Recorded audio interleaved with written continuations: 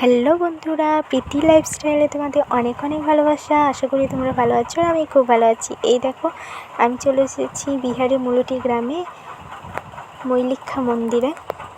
তো এসেই আমি তোমাদেরকে দেখালাম প্রথমে মন্দিরের প্রবেশ পথ।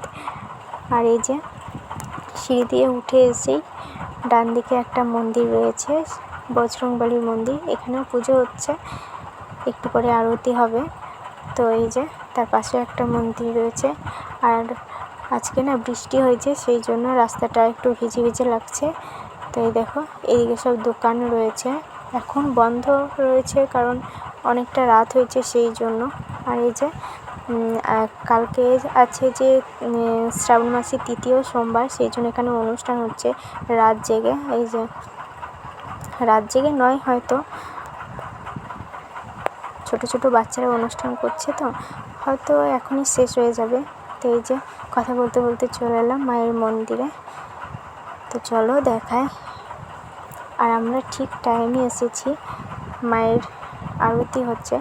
ভালো লাগলো যে গিয়ে হয়তো মায়ের মন্দিরে আরতি হয়তো দেখতে পাবো না, আর ভাবলাম যে হয়তো গেটও বন্ধ করে দেবে, কিন্তু এসে দেখলাম না, আরতি হচ্ছে। একদম ঠিক টাইমে এসেছি। তো এই যে তোমাদের দেখায় মায়ের মুখটা কত সুন্দর, অপরূপ অপরূপ, খুব মিষ্টি লাগছে মাকে দেখতে। এই যে আর মায়ের এখানে আরতি হচ্ছে। এই মা নাকি খুবই জাগ্রত, তো তোমরা আসতে পারো মায়ের মন্দিরে। মা নাকি কখনো কাউকে ফেরায় না। তো এই যে পিছন দিকে একটা শিব মন্দির রয়েছে, ওই যে বললাম কালকে ওই 3য় সোমবার রয়েছে। তো এই যে তোমাদেরকে দেখালাম, এখানে না কার্তিক মাসে পুজোর সময় যজ্ঞ হয়। আর এই যে এইদিকেও একটা শিব মন্দির রয়েছে। এই যে দেখো, মাকে পাহারা দিচ্ছে ভোলানাথ। আর এদিকে একটা মন্দির রয়েছে, এটা হলো বামদেবের মন্দির। এই যে এখানে লেখা রয়েছে। আর এই যে এখানটা না অন্ধকার রয়েছে, কারণ এখানটায় কারেন্ট নেই হয়তো, বা যদিও আছে হয়তো দেখা যাচ্ছে না, বন্ধ রয়েছে। তো এই যে কত মানুষ এসেছে মায়ের আরতি দেখতে। আমরাও চলে এসেছি, দেখো আমাদের বেশ ভালো লাগলো।